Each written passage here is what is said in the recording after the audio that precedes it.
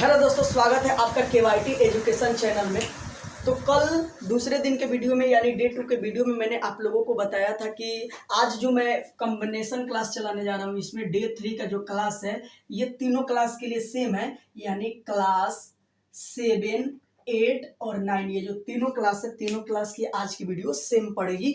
तो डे 3 के वीडियो में आज कॉम्बिनेशन क्लास चलाऊंगा। तो डे 2 के वीडियो में क्लास 7 में मैंने बताया था कि पूर्णांक की समझ जो चैप्टर है उसको मैंने स्टार्ट किया था और उसके बाद वाला ये लिखना है उसी क्लास में। 8 वाले भी क्लास जो परिमेय संख्या स्टार्ट हुआ है उनका वो संख्या के बारे में पढ़ रहे हैं, तो उनके बाद ये लिखेंगे जो आज हम पढ़ाएंगे। 9th वाले भी यही लिखेंगे जो आज हम पढ़ाएंगे। यानी तो जो लोग अभी तक क्लास 7 और 8, 9 में हैं तो डे 2 का वीडियो नहीं देखे हैं तो आप अपने केवाईटी एजुकेशन चैनल पे जाइए और उसका डे 2 का वीडियो आप लोग देखिए। डे 2 का वीडियो देखने के बाद ही आपको डे 3 का वीडियो समझ में आएगा।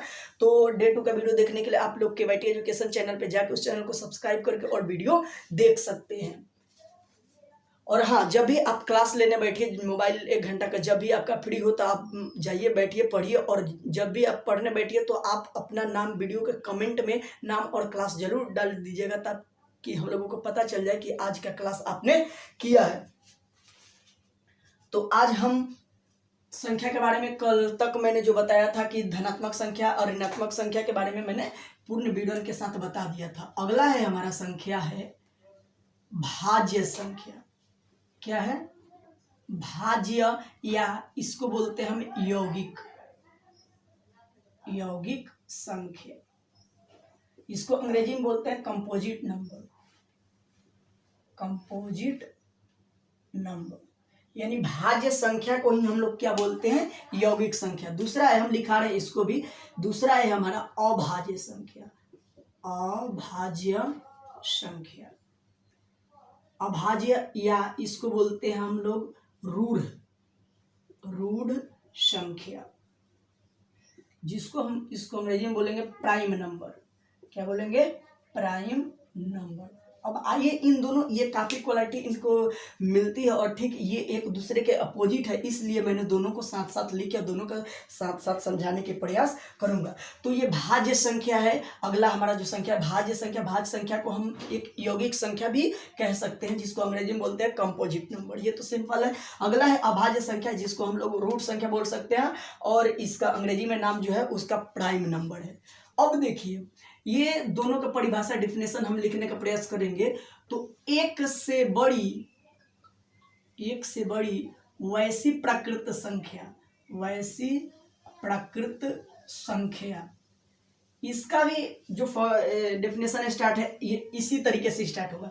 एक से बड़ी यानी 2, 3, 4 ऐसे को गिनना है, यानी एक इसमें शामिल नहीं होता है। तो इसका भी होगा एक से बड़ी वैसी प्राकृत संख्या। अब इसमें है कि एक से बड़ी वैसी प्राकृत संख्या, इसका भी एक से बड़ी वैसी प्राकृत संख्या। अब आइए इसका लिखते हैं कि एक से बड़ी वैसी प्राकृत संख्या जो एक या अपने आप को छोड़कर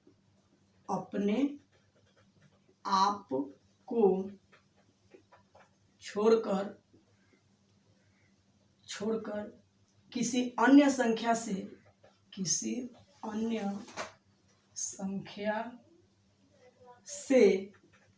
विभाजित हो जाए, यानी कट जाए, विभाजित हो जाए, उसे हम क्या बोलते हैं? उसे भाज्य संख्या बोलते हैं, भाज्य संख्या कहते हैं। ठीक, इसका डेफिनेशन इसी के जैसा है। ठीक है, एक से बड़ी वैसी प्राकृत संख्या, इसमें भी एक से बड़ी वैसी प्राकृत संख्या जो एक या अपने आप को छोड़कर, तो इसमें भी होगा एक या अपने आप को छोड़कर किसी अन्य संख्या से।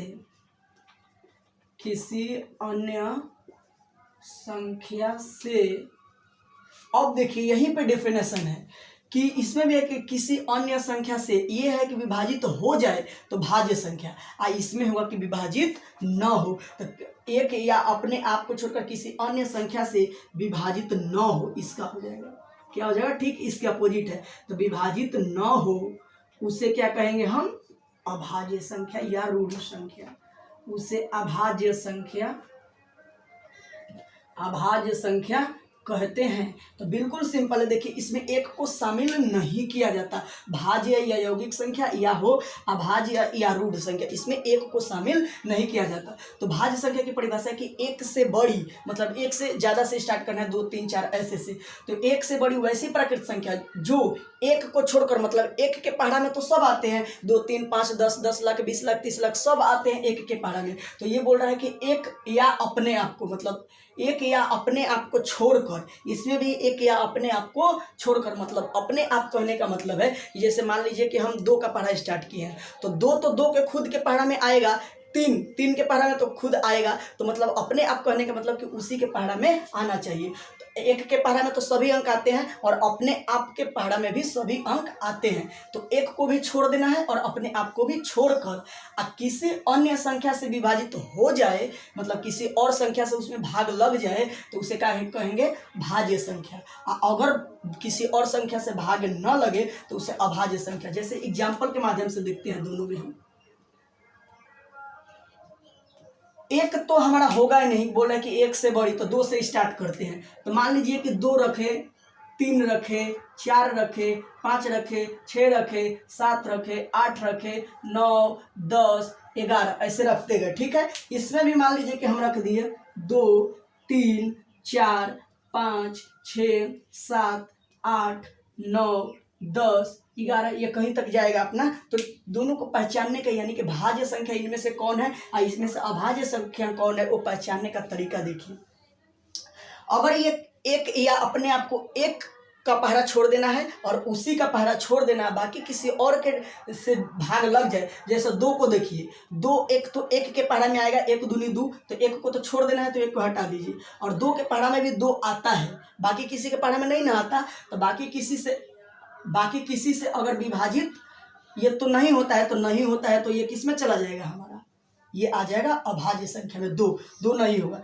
3 भी क्या होता है कि किसी और के पहरा में नहीं आता है, या तो एक के पहरा में आएगा या अपने आप पहरा में, बाकी किसी से विभाजित नहीं ना होगा, तो ये 3 भी इसमें नहीं होगा। 4 को देखते हैं, तो 4 तो 4 के पहाड़ा में आएगा, एक के पहाड़ा में आएगा, लेकिन 2 के पहाड़ा में भी आ जाता है। तीसरा पर्सन इसमें कंबाइन हो चुका है, यानी 2 के पहाड़ा में भी आ जाता है। तो क्या कहेंगे कि ये 4 क्या है? भाज्य संख्या है। 5 को देखते हैं, 5 क्या है? तो 5 तो 5 के पहाड़ा में आएगा, एक के पहाड़ा में, बाकी किसी के पहाड़ा में नहीं आएगा, तो 5 भी हमारा नहीं होगा। मतलब किसी और के टेबल में भी आना चाहिए, मतलब किसी और संख्या से भाग लगना चाहिए। 6 को देखते हैं, तो 6 के टेबल में भी आता है और 1 के पहाड़ा में भी आता है, लेकिन 3 के पहाड़ा में भी आ जाता है, 2 के पहाड़ा में, तो ये 6 होगा। 7 हमारा नहीं होगा। क्यों? क्योंकि 7 एक को छोड़ के और अपने आप को छोड़ के बाकी किसी के पहाड़ा में नहीं आता, तो 7 भी हमारा क्या होगा? नहीं होगा। 8 हो जाएगा। देखिए 8 क्या हो जाएगा? 8 4 के पहाड़ा में भी आता है ना, इसलिए ये क्या हो जाएगा? भाज्य संख्या। 9 भी आ जाता है 3 के पहाड़ा में, इसलिए ये भी हो जाएगा। 10 भी हो जाएगा।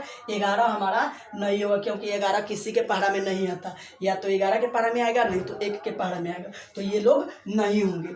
अब है, जब इसमें 2 नहीं था तो 2 तो इसमें होगा एकदम, क्योंकि ये किसी के पहाड़ा में नहीं आता, विभाजित तो 9 हो तो नहीं होगा, तो ठीक ही है। तो ये 2 इसमें आ जाएगा, 3 आ गया। अब 4 तो इसमें गया है, तो इसमें नहीं होगा। 5 इसमें नहीं है, तो इसमें रहेगा हमारा, 5 रहेगा। 6 तो इसमें चला गया, तो 6 इसमें नहीं होगा।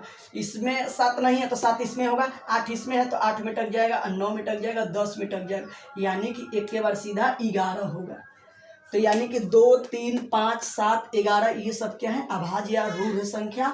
और भाज्य यौगिक संख्या कौन कौन है? 4 6 8 9 10। तो ये परिभाषा और एग्जाम्पल के माध्यम से मैं उम्मीद करता हूँ कि आप लोगों को अच्छा से समझ में आ गया होगा। अगर नहीं आया तो आइए एक और एग्जाम्पल देके मैं आपको इसको समझाता हूँ।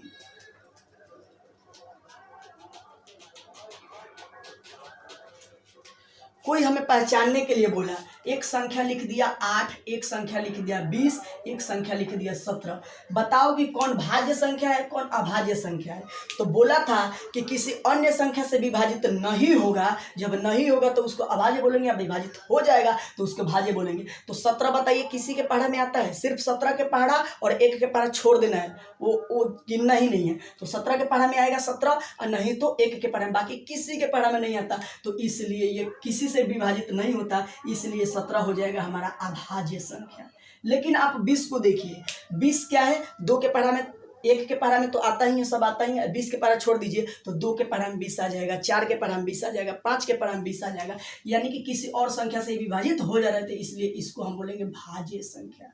क्या हो जाएगा, ये भाज्य संख्या। आइए उसी प्रकार हम 8 को भी देखते हैं। तो 8 भी हमारा क्या है, 8 एक या अपने आप को छोड़ दीजिए, मतलब 8 के पढ़ा छोड़ दीजिए और 1 के पढ़ा छोड़ दीजिए, तो बाकी 2 के पढ़ा में भी आ जाता है, 4 के पढ़ा में भी आ जाता है, तो इसलिए ये भी संख्या क्या हो जाएगा, हमारा भाज्य संख्या है। तो अब मैं उम्मीद करता हूँ कि आप लोगों को अच्छा से समझ में आ गया होगा कि भाज्य संख्या क्या है और अभाज्य संख्या क्या है। अब अगला देखते हैं हम पूर्णांक के बारे में। अगला जो संख्या है वो हमारा पूर्णांक है। पूर्णांक, इसकी परिभाषा है कि धनात्मक, धनात्मक यानी इसका मतलब क्या होगा, प्लस, धनात्मक तथा ऋणात्मक, धनात्मक तथा ऋणात्मक, ऋणात्मक का मतलब होगा माइनस, तो धनात्मक तथा ऋणात्मक संख्या को पूर्णांक कहते हैं, पूर्णांक कहते हैं। तो ये देखिए, इसमें सारी मतलब पूर्ण संख्या, प्राकृत संख्या, जितनी भी संख्या होगी वो सारा का सारा हमारा पूर्णांक हो जाएगा, सिर्फ भिन्न संख्या को छोड़कर। मतलब पूर्णांक वो सारी संख्या हो सकती है, जैसे मान लीजिए कि मैंने 1 लिख दिया तो 1 पूर्णांक हो जाएगा, क्योंकि ये प्लस में है, इसके पहले किसी भी चिन्ह नहीं रहता है तो समझ लीजिए कि उसके पास प्लस का चिन्ह रहता है, तो 1 हमारा क्या हो जाएगा, पूर्णांक हो जाएगा, 2 भी पूर्णांक हो जाएगा, 3 हो जाएगा। जैसे कोई -4 दे दिया तो अगर हम बोलेंगे कि धनात्मक यानी प्लस वाला भी क्या होगा, पूर्णांक होगा, और ऋणात्मक संख्या को, तो ऋणात्मक यानी माइनस वाला भी क्या होगा, पूर्णांक होगा। तो या तो संख्या वो प्लस में हो या माइनस में हो तो वो हमारा पूर्णांक हो जाएगा। तो पूर्णांक की बिल्कुल आसान परिभाषा है कि धनात्मक तथा ऋणात्मक संख्या को पूर्णांक कहते हैं, यानी कि वो प्लस में हो चाहे माइनस में हो। मान लीजिए कोई -9 दे दिया, बोला कि ये प्राकृत पूर्ण संख्या है, तो बोलेंगे कि हाँ पूर्ण संख्या, क्योंकि पूर्ण संख्या में कौन सा संख्या हो जाएगा, ऋणात्मक संख्या। तो ये जो पूर्ण नहीं पूर्णांक, सॉरी। अब देखिए पूर्णांक 2 तरीके से इसको डिवाइड करके हम बताते हैं। पूर्णांक एक हो गया धनात्मक और एक हो गया हमारा ऋणात्मक। क्या हुआ, ऋणात्मक। मतलब धनात्मक का मतलब प्लस और ऋणात्मक का अर्थ होता है माइनस, यानी कि ये प्लस में 1 दे दिए, चाहे 2 दे दिए, चाहे 5 दे दिए, कुछ भी अंक दे दिए तो ये समझिए कि ये पूर्णांक है। चाहे -1 दे दिए, चाहे -8 दे दिए, चाहे -9 दे दिए, तो ये भी क्या हो जाएगा, हमारा पूर्णांक है। लेकिन यही अगर बट्टा में दे दे 6/4, ये पूर्णांक है, तो बोलेंगे कि नहीं ये पूर्णांक नहीं है, उसमें भिन्न यानी बट्टा नहीं आना चाहिए। बाकी ऐसे अंक जितना भी प्लस में लिखा हो या माइनस में लिखा हो तो दोनों को हम कहेंगे कि पूर्णांक है। तो ये भी उम्मीद करता हूं कि पूर्णांक अच्छे से आप लोगों को समझ में आ गया होगा। अब इसको आप लोग वीडियो को रोक के और इसको उतारते चलिएगा, वीडियो को पीछे कर लीजिए और इसको उतार लीजिए जो अभी मैंने मिटाया है। उसके बाद है हमारा भिन्न संख्या में, और जितना आप लोगों का पढ़ना है उसके सिलेबस में ये अंतिम पॉइंट है संख्या के बारे में। भिन्न संख्या देखिए पढ़ते हैं क्या होगा कि कोई पूर्णांक, मान लीजिए कि कोई पूर्णांक ए है, ABCD का कुछ भी मान लेते हैं, मतलब कोई अंक हो 10, 12, 20, 30 तो हम ए मान लेते हैं। कोई पूर्णांक ए को दूसरे पूर्णांक, मतलब कोई और पूर्णांक बी, मतलब कि कोई पूर्णांक ए को पूर्णांक बी से भाग देने पर प्राप्त संख्या को भिन्न कहते हैं। यानी कि भिन्न संख्या क्या होता है कि कोई पूर्णांक है उसको हम किसी और पूर्णांक से हम भाग देते हैं, तो जो हमें मिलता है यानी कि प्राप्त संख्या जो बचता है उसको हम भिन्न कहते हैं। तो जैसे हमने लिखा कि 5 एक संख्या है, ठीक है, पहले से, और इसको डिवाइड कर दिया हमने 4 से, यानी कि 5 ए पूर्णांक है और बी पूर्णांक से 4 से भाग दे दिए तो ये मिला 5/4। तो ये 5/4 जो हुआ वो हमारा क्या हुआ, भिन्न हुआ। जैसे 7/4, 3/8 ये मैंने लिख दिया। अब देखिए, अब इसमें 2 चीजें आती हैं, एक आता है ऊपर वाला, एक आता है नीचे वाला। तो ऊपर वाले को हम हिंदी में बोलते हैं अंश। क्या बोलेंगे, अंश। अंग्रेजी में इसको बोलते हैं नोमिनेटर। क्या बोलते हैं, नोमिनेटर। इसको बोलते हैं हम लोग हर, तो इसको अंग्रेजी में बोलेंगे डिनोमिनेटर। डिनोमिनेटर। डिनोमिनेटर। ठीक है, ये अच्छे से समझ में आ गया कि ऊपर वाले को अंश बोलते हैं तो उसको अंग्रेजी में नोमिनेटर बोलते हैं, नीचे वाले को हर बोलते हैं तो उसको अंग्रेजी में हम बोलते हैं डिनोमिनेटर। ठीक है, तो भिन्न आपको समझ में आ गया होगा कि कोई संख्या एक पूर्णांक है, मान लीजिए 5, 10, 20, 50 कुछ भी है, और उसको किसी और संख्या से यानी 4 से, चाहे 3 से, 5 से, कुछ भी संख्या से भाग देने पर जो हमें मिलता है यानी 5/4 जो मिला उसको हम लोग क्या कहेंगे, भिन्न। अब भिन्न में दो बातें होती है कि ऊपर वाला एक नीचे वाला, तो ऊपर वाले को क्या बोलते हैं, अंश, नीचे वाले को बोलते हैं हर। अंग्रेजी में अंश को बोलते हैं नोमिनेटर, हर को अंग्रेजी में बोलते हैं डिनोमिनेटर। तो भिन्न आप लोगों को समझ में आ गया। अब आइए कुछ इसको मैं डिफाइन करके, जो साधारणतः किसी को नहीं पता होता वो मैं आप लोगों को बताता हूँ। भिन्न का मतलब क्या होता है, हम अर्थ जानेंगे। क्या जानेंगे, अर्थ। जैसे कोई बोल दिया कि 3/4 का अर्थ क्या है, हमें समझाइए कि 3/4 का अर्थ क्या होता है। तो इसका कहने का मतलब है कि कोई 3 चीज़ है हमारे पास, 3 सामान, सेब, बुनिया, कुछ भी हो सकता है। तो 3 सेब है मतलब 3 चीज़ है, उसको कितना आदमी में बांटना है, 4 आदमी में। मतलब ये समान की संख्या होती है और नीचे बंटवारों की संख्या, मतलब जितने लोग होते हैं। जैसे 3/4 का सीधे सिंपल कोई पूछा कि 3/4 का मतलब क्या होता है, तो 3 को 4 भागों में बांटेंगे और जो आएगा उसी को हम क्या बोलेंगे, 3/4 का मतलब होता है। तो 3/4 का मतलब क्या हुआ, तो 3 को 4 भागों में बांटना है। जैसे 1 को 2 भागों में बांटना है, 1/2 लिखे तो इसको क्या बोलेंगे कि 1 को 2 भागों में बांटना है। जैसे कोई लिख दिया 6/8 तो क्या बोलेंगे, इसका मतलब क्या होता है कि 6 को 8 भागों में बांटना है।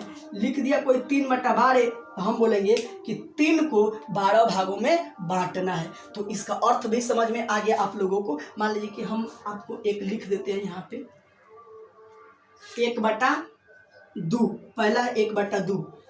अब 1 को, इसको मतलब क्या होगा कि 1 को 2 भागों में बांट देंगे। तो जब 1 को हम 2 भागों में बांटेंगे तो 1 है और उसको 2 भागों में करेंगे तो आधा आधा आएगा, इसीलिए 1/2 को हम बोलते हैं आधा।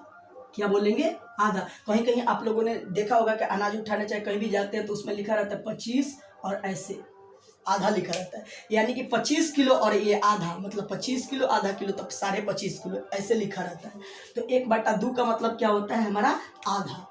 मान लीजिए 1/3 लिखा तो इसका मतलब 1 को 3 भागों में बांटना है, तो इसको ज्यादातर भाषा में बोलते हैं 1/3। क्या बोलेंगे हम, 1/3, मतलब 1 को 3 भागों में बांट दीजिए। अब 1/4 इसको बोलते हैं 1/4। 1/4 मतलब एक चीज को हम कितने भागों में बांटेंगे, 4 भागों में, तो 1/4 इसको बोलते हैं हम लोग। अब साधारणतः मान लीजिए कि अब कुछ भी, अब कितना हम लिखते जाएंगे तो समझा देते हैं कि 3/4 कोई लिख दिया तो इसको हम 3 है तो 3 लिख देंगे, इसको बोलेंगे चौथाई। 3/4 नहीं लिखेंगे, यहाँ चौथाई लिखेंगे। ठीक है, तो इसका मतलब 3/4 का मतलब होता है 3/4, यानी 3 को 4 भागों में बांटना है। तो काफ़ी अच्छी तरीके से मैं उम्मीद करता हूँ कि भिन्न आप लोगों को समझ में आ गया होगा। तो वीडियो को स्टॉप करके और आप लोग क्या कीजिएगा कि जितना भी ये चीज़ें मैंने लिखवाया है इसको आप लोग नोट कर लीजिए, और नोट करके जो आपके एग्जाम होंगे सेंटर में एक बार, वो इसमें से कोई भी पूछा जा सकता है। तो आप लोग वीडियो को आगे पीछा करके जितना भी हो सके उसको पढ़िए और इसको नोट कर लीजिए। बाकी के लिए बहुत बहुत धन्यवाद। आप लोग क्या कीजिए कि जिस चैनल से देख रहे हैं इस चैनल को, केवाईटी एजुकेशन चैनल को सब्सक्राइब कर लीजिए, साथ ही बेल आइकन का बटन भी दबा दीजिएगा, ताकि किसी भी कारण से अगर आपके पास व्हाट्सएप पे वीडियो नहीं जाता है तो आप लोग उस चैनल के माध्यम से वीडियो देख सकते हैं। और हाँ, जब भी आप क्लास कीजिएगा तो अपना कमेंट बॉक्स में अपना नाम और क्लास का नाम जरूर डाल दीजिएगा, ताकि हम लोगों को पता चल जाए कि आज आपने क्लास किया है। बाकी के लिए बहुत बहुत धन्यवाद। जय हिंद।